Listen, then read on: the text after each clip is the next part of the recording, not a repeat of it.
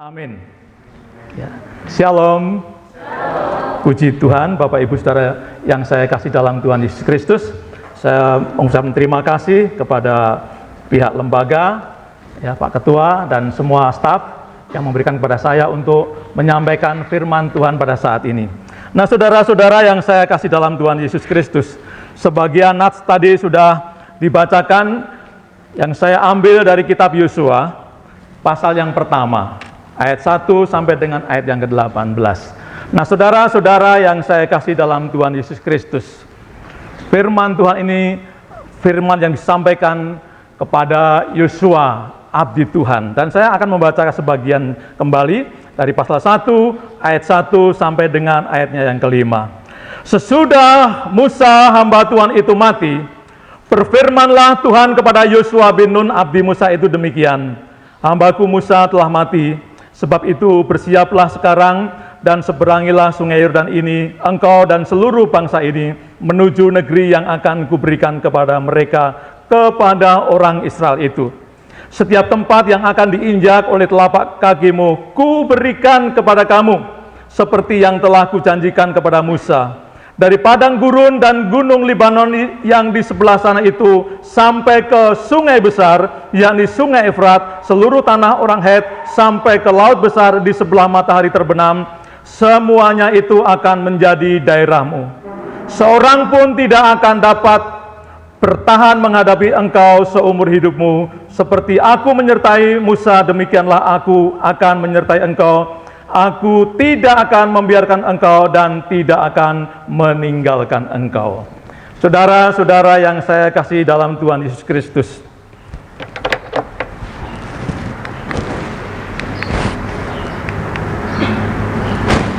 khotbah saya hari ini saya beri judul Hari-hari yang Indah. Hari-hari yang indah, saudara. Karena saya percaya firman yang sudah diterapkan oleh Yosua ini sudah dijalani sepanjang umur Yosua. Karena itu khotbah ini saya sampaikan kepada saudara, ya, supaya saudara juga mengalami hari-hari yang indah. Apa maksud dari hari-hari yang indah?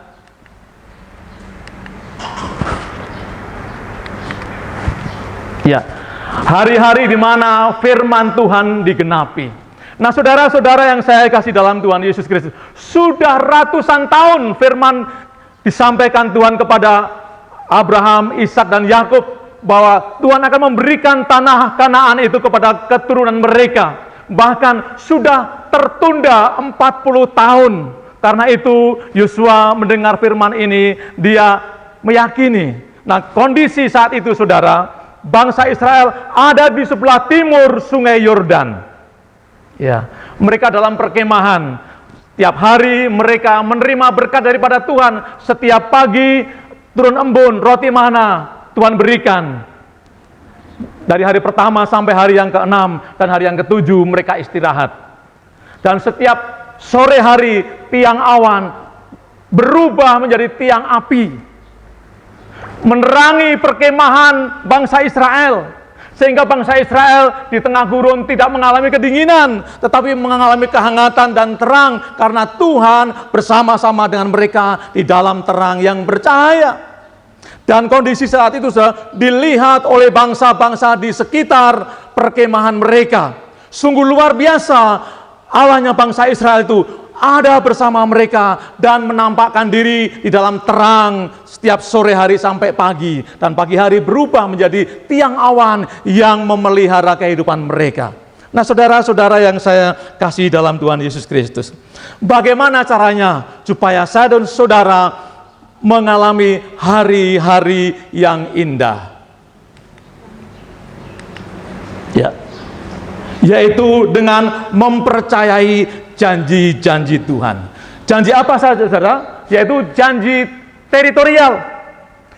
Tuhan sudah berfirman seperti yang saya bacakan dari ayat yang keempat itu, ya, dari padang gurun dan gunung Libanon di sebelah sana sampai sungai Efrat sebelah utara lagi, ya, sampai seluruh tanah orang Het, sampai ke laut besar, laut Mediterania di sebelah matahari terbenam, semuanya akan menjadi daerahmu. Saudara-saudara yang saya kasih dalam Tuhan Yesus Kristus, bangsa Israel sudah keluar dari Mesir untuk menduduki tanah Kanaan. Tanah Kanaan begitu luas.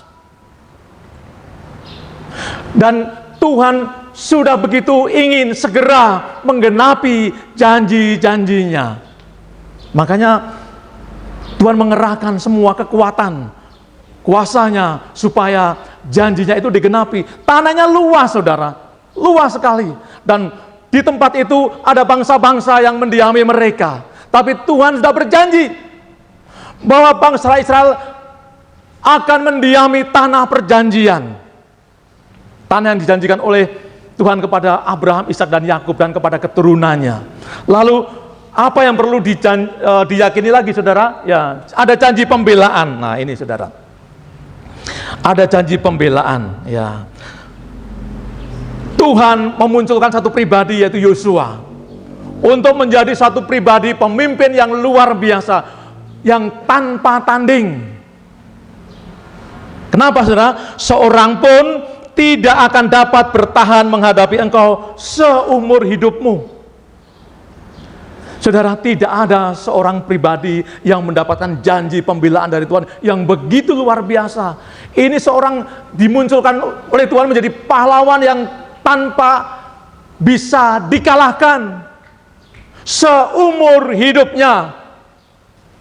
Tuhan mengerahkan semua kekuatannya untuk membela Yosua. Dia memunculkan menjadi pribadi yang tanpa tanding, sangat sakti, luar biasa, saudara. Sampai sekarang pun tidak ada pribadi yang seperti ini. Makanya ini sungguh luar biasa. Seumur hidupmu tidak ada seorang pun yang dapat bertahan menghadapi engkau. Maka sesungguhnya Yosua sangat senang, ya. Nah, Yosua ikut Nabi Musa itu, baik itu di padang gurun 40 tahun. Kalau dia itu masih muda, pada waktu dia awalnya itu kira-kira 20 tahun. Nah, kira-kira umurnya 60 tahun. Ya, seumur saya, saudara. Ya. Akan dijadikan suatu pribadi yang tak terkalahkan. Ini janji-janji Tuhan ini sungguh luar biasa. Lalu ada janji penyertaan, ya. Ada janji penyertaan, pemeliharaan, ya. Aku menyertai engkau, dan aku tidak akan membiarkan engkau, dan tidak akan meninggalkan engkau. Saudara-saudara yang saya kasih dalam Tuhan Yesus Kristus. Nah, ketika firman ini disampaikan kepada Yosua, sudah tidak turun lagi mana dari langit. Sudah tidak ada lagi tiang api dan tiang awan. Karena bangsa Israel yang pada waktu itu ada di sebelah timur Sungai Yordan akan segera menyeberang ke Sungai Yordan, memasuki tanah Kanaan. Tapi Tuhan berjanji, aku tidak akan meninggalkan engkau, aku tidak akan melupakan engkau, aku akan menyertai. Maksudnya apa, saudara? Yahweh itu adalah yang ada dan tetap ada dan akan tetap ada. Jadi walaupun tidak kelihatan secara visual, tetapi Allah itu hadir dengan kuasanya, sebagaimana dia menyertai Musa dengan tanda-tanda dan mukjizat-mukjizat. Makanya Tuhan menyertai Yosua dengan keajaiban, dengan segenap kuasanya dicurahkan kepada satu pribadi ini dan bangsa yang sangat dikasihi, yaitu bangsa Israel. Nah, ini saudara menjadi modal awal, menjadi turning point, ya. Kalau selama ini saudara, bangsa Israel, ya, sudah tinggal di padang gurun, yang penatua-penatua yang tua-tua sudah meninggal karena mereka memberontak kepada Tuhan. Ya, tinggal Yosua dan Kaleb. Yang lain generasi penerus, tapi generasi penerus itu yang akan menjadi generasi penakluk, generasi pemenang, generasi yang mengalami hari-hari yang indah. Hari-hari yang indah itu bukan berarti semuanya baik-baik saja, semuanya serba enak. Tidak, saudara. Ada pergumulan, ada perjuangan. Tetapi Tuhan berjanji, ini yang dipegang, ya, menjadi pribadi yang luar biasa. Kenapa? Tuhan mengawalinya dengan janji-janji yang ajaib dan dahsyat. Selanjutnya, saudara, ya. Makanya harus memiliki apa, saudara? Iman yang kuat. Ya, harus memiliki iman yang kuat. Ya, oke lah. Ya, kuatkan dan teguhkanlah hatimu. Saudara, kalau Tuhan berfirman, kuatkan dan teguhkanlah hatimu, sesungguhnya bagaimana kondisi mental, fisik, atau psikologis daripada Israel dan Yosua pada waktu itu? Tentu saja dalam kondisi lemah. Maka Tuhan berfirman, kuatkan dan teguhkanlah hatimu. 40 tahun yang lalu, saudara, para pemimpin melihat bangsa Enak itu tinggi-tinggi besar dan sangat takut.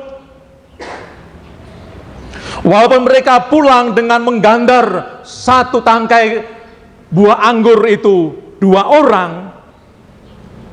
Biasanya kalau saudara mengambil buah anggur kan cuma dijepit ini aja, ya, satu tangkai.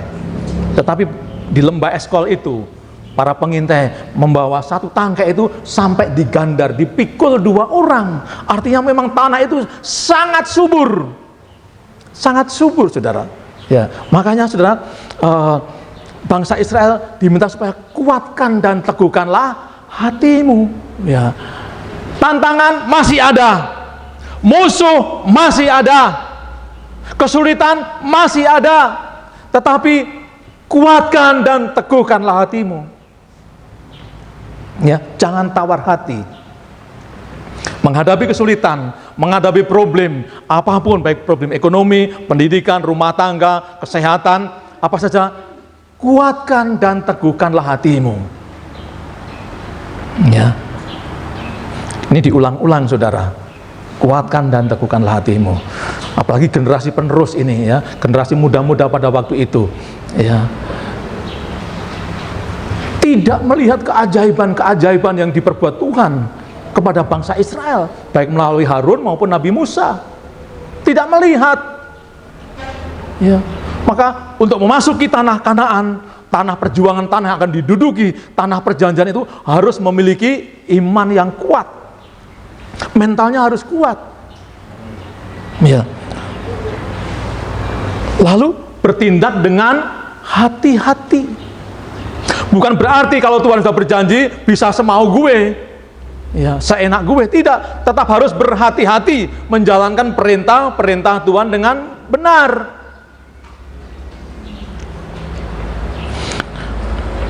Saudara-saudara yang saya kasih dalam Tuhan Yesus Kristus, kedepannya dalam pasal yang ke-6, bangsa Israel itu akan menghadapi bangsa-bangsa yang lain. Sarkus kota Yeriko. Kota Yeriko itu kota yang besar, temboknya tebal dan tinggi. Ya, bahkan di atasnya itu bisa dilewati pasukan, bagian tembok atasnya itu, atau entah itu pasukan berkuda dan sebagainya, besar. Kalau dilihat sepintas, waduh, mustahil. Tapi Yosua, saudara, berdasarkan kitab Ulangan pasal 3 ayat 4 dan 5, sudah pernah menaklukkan 60 kota yang berkubu, bertembok tinggi, berpalang pintu yang kuat. Yosua pernah mengalahkan itu, bukan 1-2, saudara, 60 kota. Penduduknya ditumpas habis. Tetapi generasi pada waktu itu nggak melihat, itu cuma cerita saja, ya, cerita masa lalu, ya, yang indah untuk didengar, keberhasilan masa lalu. Lalu kedepannya bagaimana? Ya, makanya generasi penakluk ini, ya, harus bertindak hati-hati. Mereka punya pengalaman pahit 40 tahun, ya, tertunda berkat Tuhan. Karena itu, ketika mereka diperintahkan oleh Tuhan untuk menaklukkan kota Yeriko, Tuhan berfirman, kelilingilah kota Yeriko itu 1 kali hari pertama, hari kedua 1 kali, hari ketiga, dan seterusnya sampai hari yang ke-6 1 kali. Lalu pada hari yang ke-7, 7 kali, 13 kali. Ya, tidak hati-hati, tidak boleh ngomong.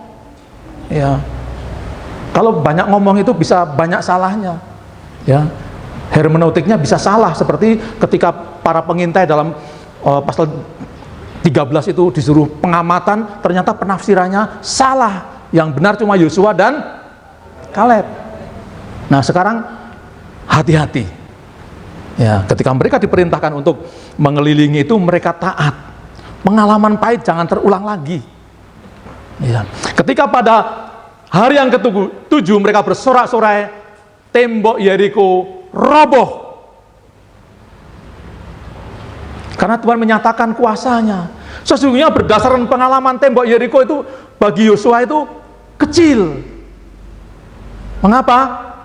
Sudah 60 kota ditaklukkan.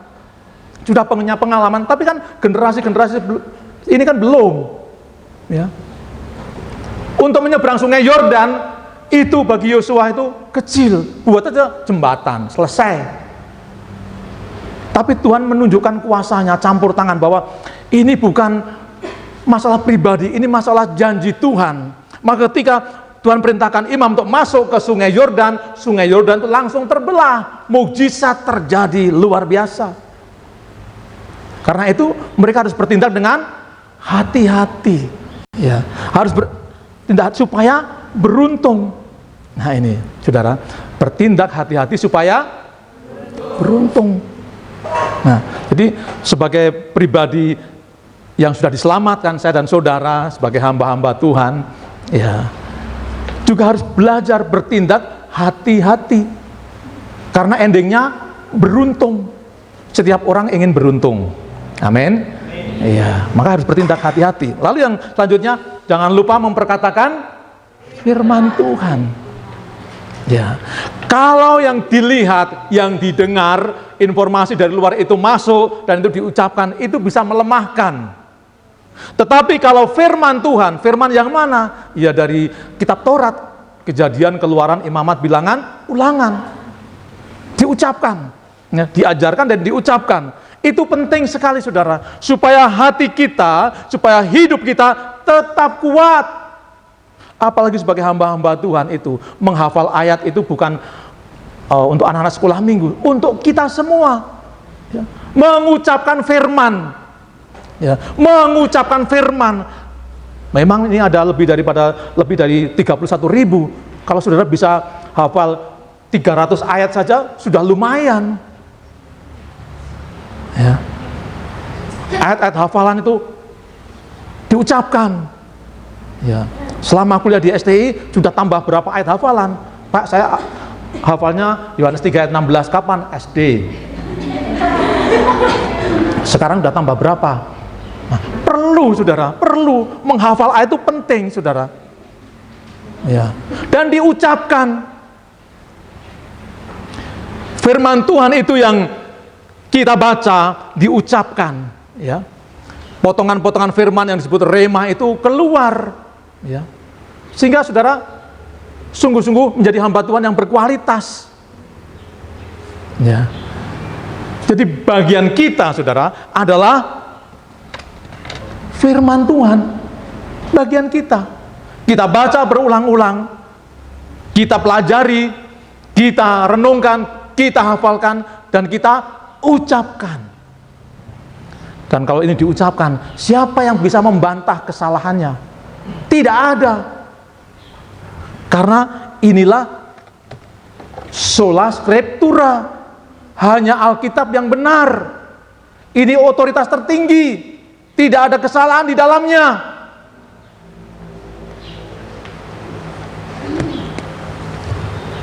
Tidak ada yang bisa membantah firman Tuhan. Kalau saudara belajar firman Tuhan, ingat, ucapkan. Ya, saudara tidak pintar bahasa Spanyol, tidak pintar bahasa Cina, enggak masalah. Yang penting saudara hafal ayat-ayat firman Tuhan. Amin. Ya, ini bagian kita. Jangan sampai justru malah lalai atau lupa. Hafalkan, tambahkan ayat-ayat hafalan itu. Ya. Nah, saudara-saudara yang saya kasih dalam Tuhan Yesus Kristus. Lalu nextnya, ya, bagaimana supaya memiliki hari yang indah? Ya, memiliki komitmen, punya tekad. Nah ini, Ketaatan seperti ini, saudara, yang sangat dibutuhkan oleh Tuhan. Hamba-hamba Tuhan itu harus taat kepada firman Tuhan, punya komitmen yang kuat dengan firman Tuhan. Ya. Ketemu orang sakit, doakan tumpang tangan. Mahasiswa teologi sebagai orang beriman diperintahkan Tuhan untuk tumpang tangan kepada orang sakit. Praktekkan itu. Terus dan terus. Nah, hamba-hamba Tuhan yang besar itu tidak banyak hafal ayat, karena memang sangat sulit, nama-namanya sangat banyak sekali. Tetapi ayat-ayat tertentu itu dihafalkan dan diucapkan, dan dia punya komitmen untuk mengucapkan. Ya. Seperti Martin Luther punya komitmen untuk mengucapkan Roma 1 ayat 17, orang benar hidup karena iman. Ya. Muncullah istilah sola fide, sola scriptura, sola gratia. Satu ayat merubah gereja. Ya. Orang yang paling terkenal di muka bumi di lingkungan gereja, Tuhan Yesus, Rasul Paulus, dan Martin Luther. Karena apa? Dia punya komitmen dengan satu ayat itu. Dia punya komitmen dengan firman Tuhan untuk menjalankannya, untuk kompak, untuk taat. Ya. Sehingga firman Tuhan itu nyata kuasanya. Dan ketika ada satu orang yang berani, Martin Luther berani, maka muncullah penerus-penerus yang menjadi pembaharu gereja. Ya, karena punya komitmen dengan firman Tuhan, punya komitmen dengan pemimpin. Ya, kami mau taat. Kalau generasi tua itu salah karena mereka memberontak kepada Tuhan, kami mau taat. Bahkan begitu siapa yang tidak taat dihukum mati. Ya. Dan komitmennya bukan komitmen sembarangan, saudara. Seumur hidup Yosua, mereka sungguh-sungguh komitmen taat kepada firman Tuhan, taat kepada pemimpin, sehingga hari-hari yang indah itu menjadi kenyataan. Tanah Kanaan bisa ditaklukkan. Mereka memang perang dan mengalami suasana yang sangat menggentarkan, yang sangat mencekam, tetapi sangat berhasil. Mereka bisa mengalahkan Kanaan yang begitu luas itu, karena ya ini yang dipegang oleh mereka. Mereka punya komitmen yang kuat. Ya, pemimpin punya anak buah, punya rakyat yang punya komitmen yang luar biasa. Perang, menang. Dan Yosua akhirnya bisa mengalahkan, ya namanya anak buah nggak dihitung, yang dihitung cuma Yosua. Ya, Yosua akhirnya mengalahkan 31 kota lagi. Hebat. Jadi jumlahnya 91 kota. Wah, luar biasa. Apakah ada manusia yang seperti ini? Saya belum pernah dengar. Ya, mungkin Kubilai Khan dan sebagainya, atau Alexander Agung, tetapi tidak terdata jumlahnya. Tapi Alkitab kita terdata. Jadi ini sudah dipraktekkan, saudara. Ya, kemenangan, keberhasilan, bahkan lebih dari pemenang itu sudah dipraktekkan. Hari-hari yang indah itu menjadi kenyataan ketika kita percaya akan firman Tuhan, memiliki iman yang kuat, dan memiliki komitmen yang kuat. Terima kasih, itu firman yang saya sampaikan bagi saudara, kiranya menjadi berkat bagi saudara sekalian. Amin.